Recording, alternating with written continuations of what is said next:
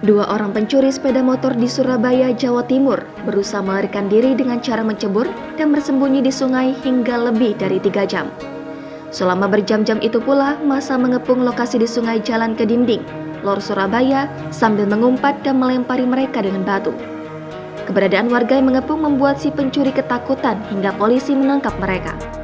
Kadit Reskrim Polsek Kenjeran, AKP Suryadi mengatakan pelaku bersembunyi pada Minggu 18 September pukul 23.30 waktu Indonesia Barat dan berhasil ditangkap pada Senin 19 September pukul 3.00 waktu Indonesia Barat.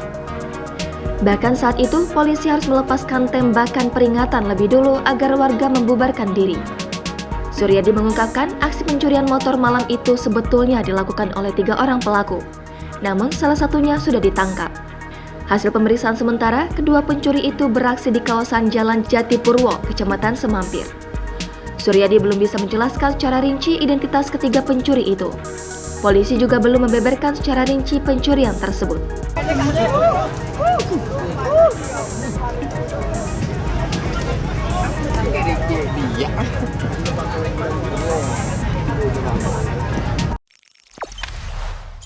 Jangan lupa subscribe, share, komen, dan like ya.